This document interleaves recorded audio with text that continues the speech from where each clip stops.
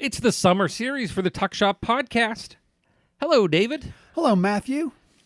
Survived the 4th of July, I see. I still feel very independent. There you go. It was a good time all around. But making the way through July already, we're talking about report time for faculty in about a month. Yeah, I mean you're at that. What is you go up, coming back down? Throughout the summer. Stuff going on campus. No, we had orientation. Days, orientation. What are they not now? It's academic planning days, I think, is the official Discovery term. Days. We'd all remember them as orientations, that there's new terminology. And you have new students, you have people still touring through the summer. So it's funny because people look at you and say, so what do you do in the summer? Work. There's a interesting kind of difference in perception too, because there's some faculty that those grades hit and they're gone. Oh, sure, they're in another country. There's some of us that are they're gone. They're on their vacation. Good for them. And that's good. I'm not one way or the other. Then there's folks like me that they can't drag me out of my office. Right. Some have summer classes. Some are just around to help with orientations and other events. But what doesn't get usually seen is the behind the scenes stuff on the staff side. Right, lots going on. IT support that has to go on, the meal plans that have to get loaded up, the schedules the that have to be put together, the right. conferences that happen. When you talk to people and it's like, oh, summer has to be real easy. No, I remember those days when I was, working not as faculty but as staff and supporting staff as a student and stuff. And it's just like, no, summer, the best day is the first day of term because it's done and it's now you can take a breather because everyone's in and stuff because people need room assignments. People need mailbox keys. And we live in a society now where you're totally connected. Yeah. 24/7. I mean, there was a time when you weren't connected and when you left, if you left something in a dorm or something, it was gone. Forget it. Now you're connected electronically with so much going on that you're 365 even through the summer. It's real fun. It's been an exciting summer. It's been fun to see some stuff. And it's been fun doing this. I got to give, again, we got to keep thanking Betsy Martinelli for coming up with this idea. And Executive Producer Betsy Martinelli. Or the summer series. I think it's been a really cool deal. Do we owe her anything when we say that? We gave her credit. Okay, she can link that. That's all she gets. I'm going to steal I'm going to straight out steal the No Agenda plan and be like, you can list that on your LinkedIn profile, on your. Does Betsy have an IMDb page? We'll make her one. And then she does now. She's an executive producer. Get on that. Actually, in theory, I've been thinking about doing mine because I have a couple of things that should be on IMDb. Let me just say one quick Martinelli related story, which is interesting because you talk about being away on the summer, and. It was funny because I was talking to Jeff a while ago, and he had said he'll say this at any time. That when he left UPJ in the summer, he counted the days so he came back on campus. Yeah, that's how. And there was a lot of people that just this was you really wanted to come back, but he'll often tell me that he would leave summer and he would not that he didn't have a good summer life, but he would just count how long till he could get back on campus, get back to his Briar lodging arrangements, and just get right back into. Campus life. Yeah. Well, no, I can understand that. It's being away, especially when you're, and I can understand folks who are like, I want to move on. I'm here to get it educated, and then I'm out, and that kind of stuff. I get that mindset. For me, it was probably the hardest part of the pandemic was not being on campus. Being allowed. Yeah. Because it's just like they would stop you from being on campus. Although I do know, and I'm never going to name names, faculty that left their windows unlocked so they could just climb through the window to work in their office. That's a good thing or a bad thing. I don't know. Like you love your job that much, or do you have that bad of a home life? I don't know. It'd be a good thing, bad thing. I don't know. But all in all, kind of neat. I do want to remind people. Here, we got about another week or so that you could still register for the Pit game, our Pirates PJ game. night at the Pirates. July 25th, 6:40 first pitch. Pirates are taking on the Diamondbacks. Rain or shine? Well, I think whether we can't promise weather. Rain or if it gets rained out, we're out of luck. Well, not many games get rained out anymore. No, though. They're pretty decent about how they handle the field and. Come on, It when might you be were, delayed, but it's not like more where you'd see double headers now are fairly rare. yeah, I tell you what, and this is going to sound kind of strange, but I can remember fond memories of being a kid, and you'd go to, I mean, it wasn't a ballpark. I mean, it was through a stadium. But you'd go down, and if it were like there'd be a rain, like not a rain out, and they would try to get the game in, and he'd be there till 11 o'clock at night. It was just more time that you got to spend in the ballpark. You know what I mean? Entertaining yourself and others around you. But, you don't see many rainouts anymore. Oh. Really, the only time you really get those nice long is when they do like those, Lightning? Lightning's a thing now, and that's that. I know It's always been a thing. It's always a thing, but it gets a lot worse now since somebody. Actually, there was a guy at one of the NASCAR races in Pocono got fried because he was running around. Yeah. But now even that gets weather delayed for lightning is 30-minute delays and stuff now, which is good. But the you get the occasional like 18-inning game still in the MLB, where it's like one time a year you're guaranteed like they're gonna play. It's not a doubleheader; it's just one super long game. Right. It's like they're coming the catcher's pitching now, and like they're suiting up the bat boy, and the team president's going out there to play left field because everyone else is just exhausted. And if you've ever had the opportunity to be at one of those games, it's a weird thing because when you get into like the 11th or 12th inning, you ask yourself, how did we get here? Yeah. Like, did I miss? Like, because there's, come on, let's face it. You go down the ball yard, you pay attention till about third, fourth inning, and you get to chat and you get to doing whatever. And then before you know, like, oh my goodness, it's the bottom of the seventh. Got a couple more innings left. But when it gets into the 12th, 13th inning and you're still there, you're like, how did we get here? How did we get to the 13, 14, whatever? It's kind of fun. So please, if we haven't made you excited with all those tales, come on out to the ballpark and spend some time with us. We're going to have always some fun. You can get your tickets. The link will be in the description, as it is with all our podcasts, and you can come and join us. Absolutely. Love to see you. Bring the family. Yeah. Today's episode, we're hitting the Wayback Machine and talking to a friend of mine, Joe Ettien. Is an alum, and is currently stationed Japan, active duty, United States Marine Corps. They have baseball in Japan, don't they? They are very big in baseball's very big in Japan. Kind of big in Japan. Yeah. Joe's a fun interview. Actually, he and I set this up so we could do it from Japan. So he's actually there during this interview and still deployed there now. Joe came here through a series of different steps, but I've known Joe for a lot of years. His father worked with me for a lot of years, used to be Cambria County chief clerk, and now runs his own company down in Bedford. Steve's an interesting character.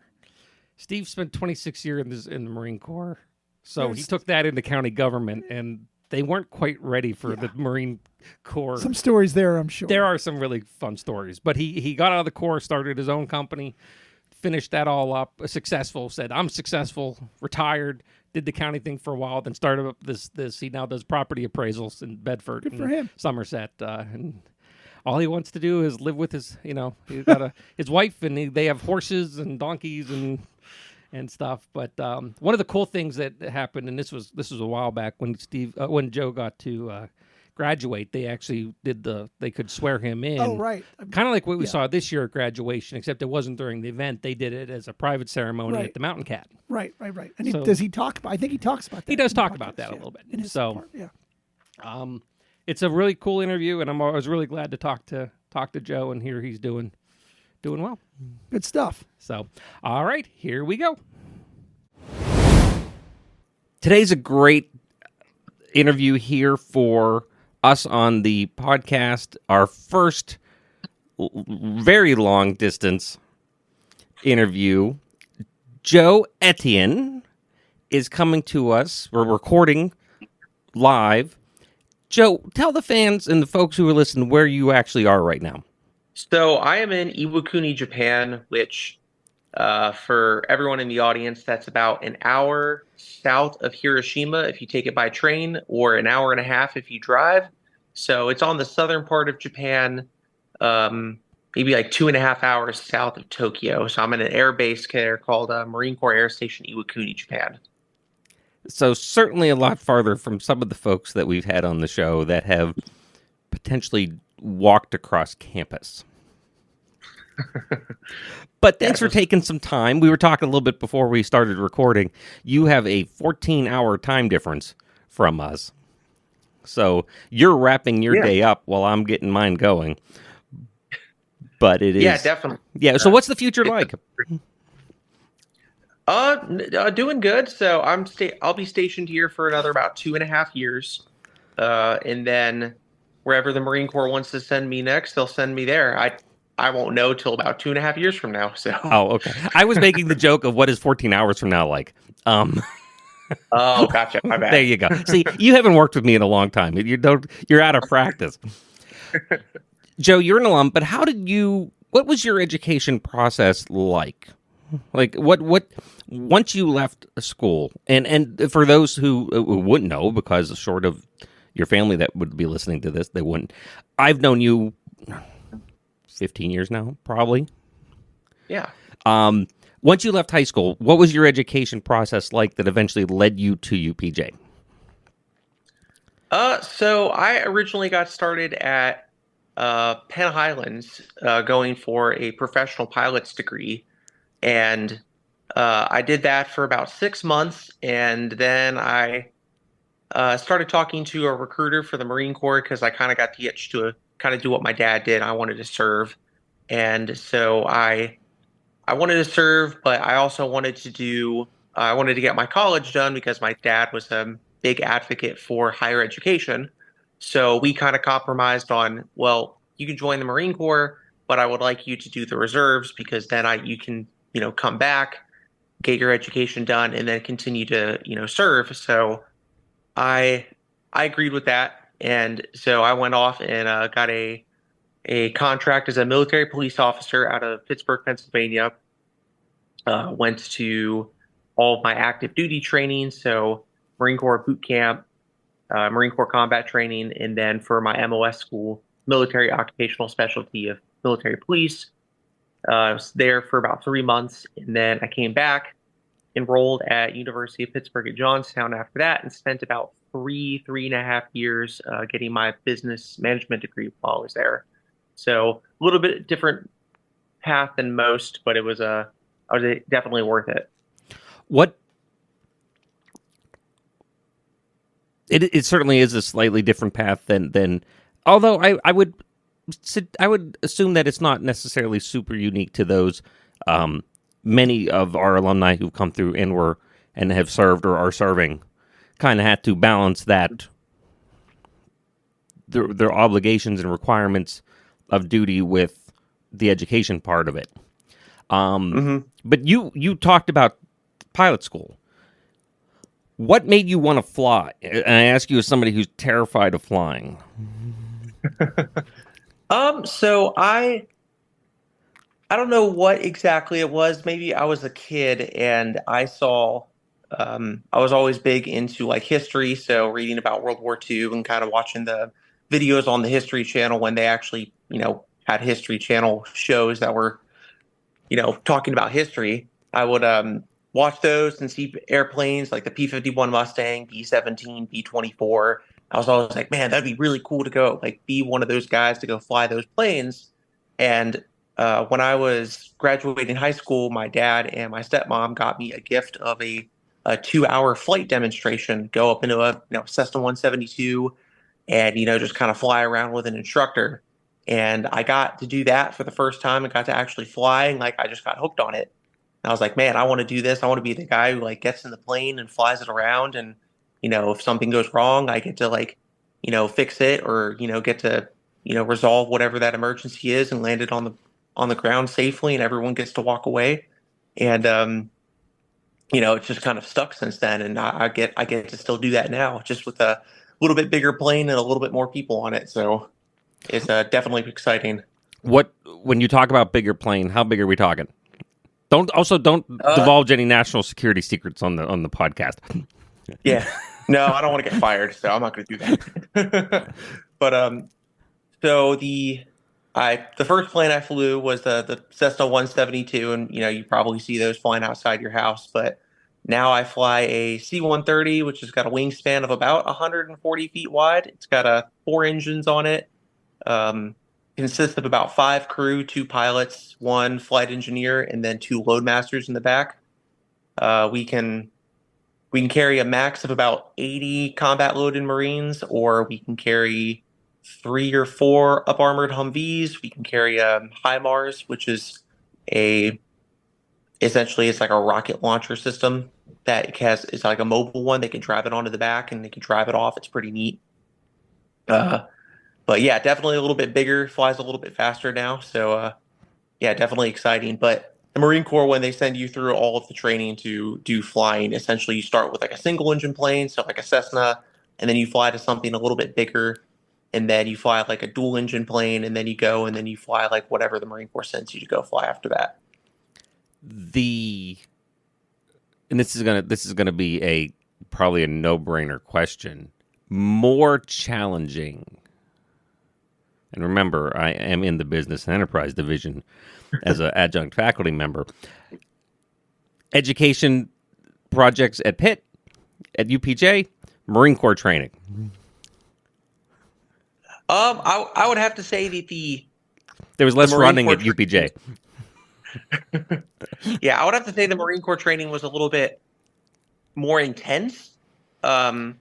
But the education that I got at UPJ kind of stimulated your mind a little bit more, like in different ways, which was the nice thing about going to college, because like I had experienced like what the Marine Corps taught me for, how to fire a rifle and dig a fighting position, and how to conduct a complex ambush. And then like going to University of Pittsburgh, it's like, oh well, we're not going to teach you how to do that stuff, but we're going to teach like the same techniques that you learned to like think through a problem, and you're going to apply it to a different set at this point. So instead of like how to conduct an ambush on a convoy, we're going to teach you how to, build a business plan to start a coffee company.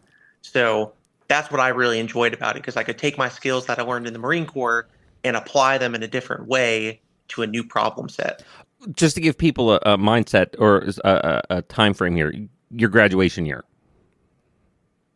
So I graduated April of 2016. Okay. And so fairly recent alum. Mm-hmm. What drew you to the business side of all the programs that are offered at UPJ?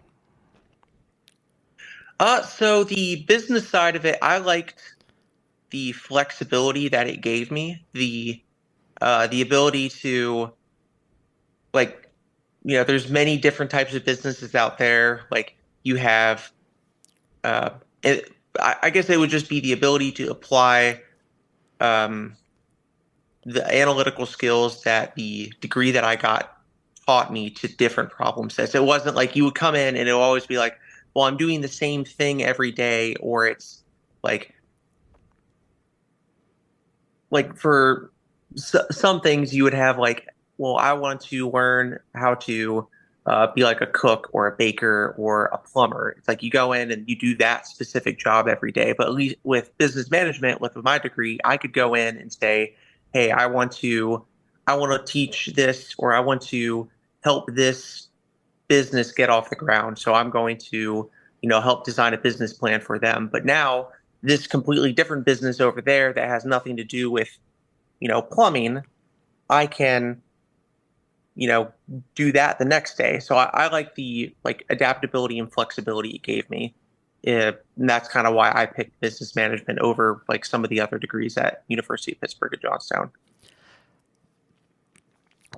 We'll talk a little bit about some of the stuff that happened with you on campus. Not in a bad way. There was no. I mean, there's some cool stories and stuff. But one thing that I think is an interesting knowing part of the story in the background, you hit on it very briefly, the idea of your family background with military service. Mm-hmm. And for you, that isn't one generation. Because I know you're the generation behind you, having worked with your dad for years and years and being retired Marine. But you go back how far back in that family lineage do you go with service to the United States? So from what we can track back is that we originally came over here in like 1775 with General Lafayette and 10,000 French volunteers to fight the British. So we can track it back as far as that. And then I know we served in the Civil War with Isaac Etienne, which is where my middle name comes from. And we have, my uncle still has his discharge papers for Isaac Etienne sitting in his study. And then I know my great uncle served in World War II in Korea. And, obviously my dad served and his grandfather or his father served as well. So a long history of tradition of serving in my family. So you came to it from a very long lineage. Yes. It's weird to think about it like that, where it's like, oh, it's kind of the family business at this point. We all have at one point have served. And the Marine Corps was attractive to you because of that family connection with your dad? Yeah. So it was a mixture of, well, my dad has done this, and like what drew him to the Marine Corps, because he was in the Army prior to being in the Marine Corps for a short amount of time. And then the aspect of challenge to it of, this is probably one of the most difficult things that I'm going to do in my life, and being able to see if I can like rise to that challenge and exceed it was exciting for me. And that was one of the reasons why I wanted to go into the Marine Corps. Part of that goes with is the requirement with education and the degree you had received. What stood out outside of your program as something neat that you got to learn about at UPJ? Did anything else class-wise, like, wow, I'm really glad I took, or that was very helpful to take a English literature course, or you took my astronomy course, but that wasn't it. That was across the street. That wasn't at UPJ. Mm-hmm. So I can't. You don't have to be. You aren't obligated to say that I was your favorite faculty member, because I didn't have you as a faculty member at UPJ. Mm-hmm. But did something like that click, and you think about, wow, I'm really glad I had that chance? Yeah. So I guess one of the classes that I can remember that clicked a lot was I think it was called intercultural communications or interpersonal communications, if I remember the name of the class right. But essentially it was talking about how like different cultures communicate differently, even in just like there's a lot of subtext in a conversation that if you're not like in that culture, you can miss, just because you don't have those experiences and the same values as some of the other cultures that would pick, some of that subtext stuff. And just like being able to like have someone talk about that and like show examples of it, and like kind of helped me understand like business better, and like how taking like my skill set and moving it into another country, or I mean, even into a different part of the, in the US, like going from East Coast to West Coast could have like a dramatic difference, like how I should speak to someone, or what I should be able to put as like an advertising campaign. Or, I mean, even in my current circumstance where like I'm in Japan, completely different set of culture and value and completely different language. And then just being able to have that experience to fall back on of like, okay, there's a conversation going on. I'm hearing about 50% of it, but there's a whole bunch of subtext happening underneath of it that I'm not necessarily understanding, but like being able to look out for that was definitely very interesting. That, totally outside of, the business management degree. It was like one of the, I think, general education classes or general education curriculum I had to take. I thought that was probably one of the most interesting ones, other than the class I took with you. Okay, there you go. There you go. Yeah. Thank you. That helps me on an early morning here on the East Coast. How is that? Have you, because you've now spent better part of and forgive me if you had said so, what, 6 months, 8 months now in Japan? Yeah, about 8 months. 8 months in Japan. Are you picking up more of the language or not as much? So I'm picking up like some phrases and some bits and pieces of it. It's a little bit difficult because like part of it is just interacting with people who speak the language, and Mm-hmm. like at work I don't really do that because we're in a squadron with You're on the 400 base. Marines.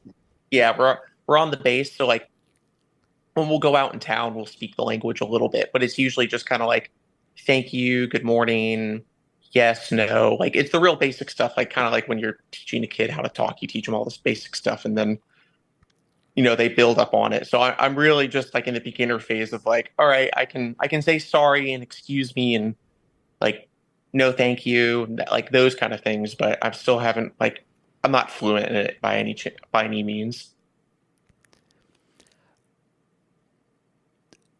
When you think back at your time at UPJ, and if you don't want to, if it's something that is a quiet thing, that's fine. We can not get into it. But I think one of the neatest things I've ever seen on campus is your graduation day. Oh yeah, when the What if you don't major. mind talking? If you don't want, that's fine. I don't want to put you in a spot there.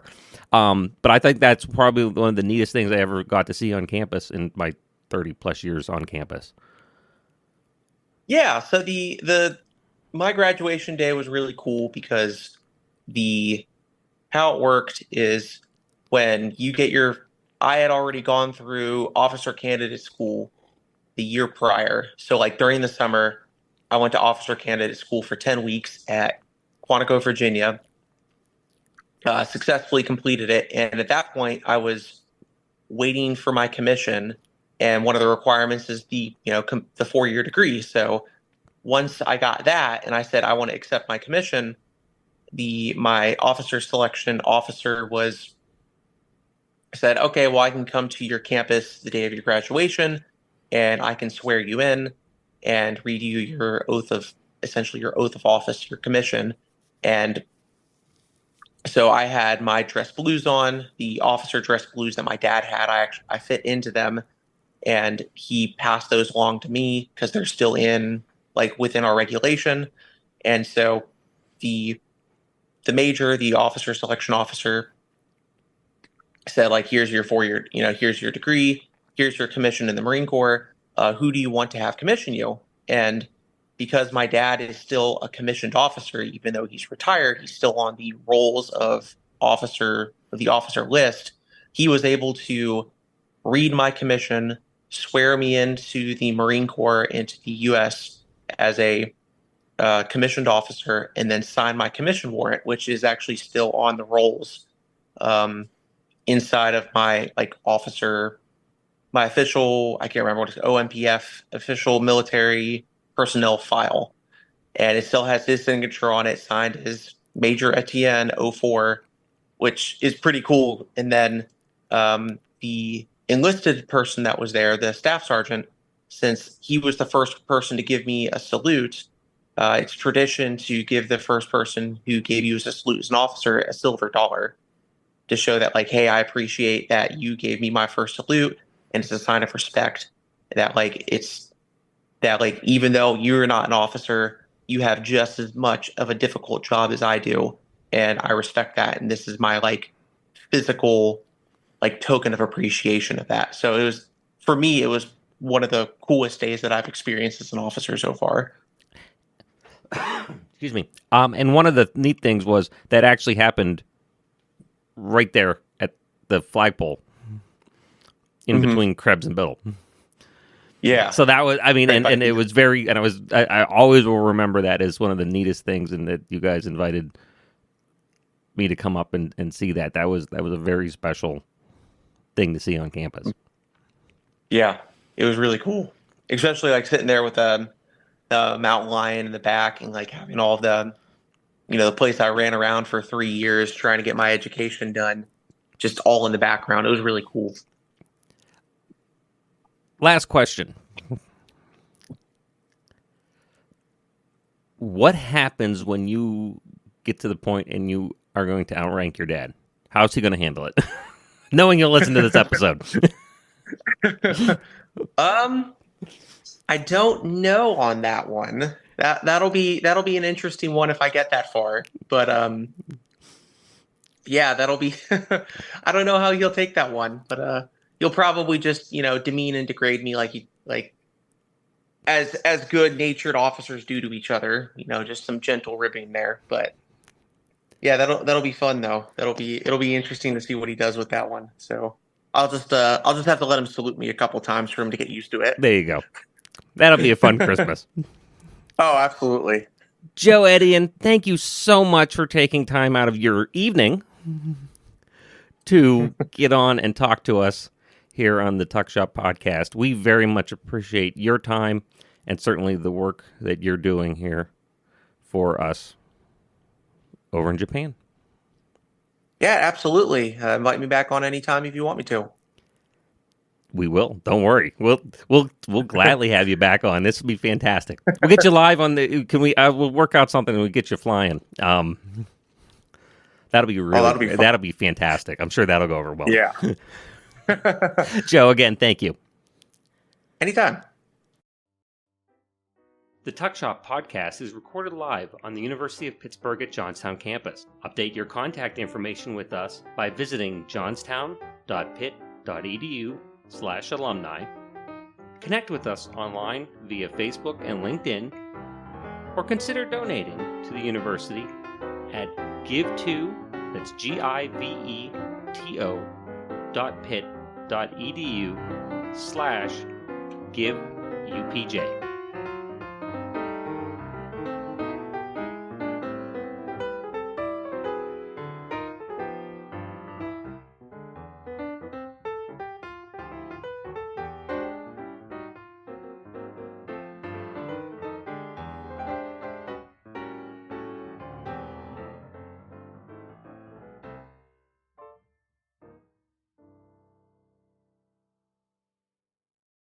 This has been a production of Quantum Wave Media.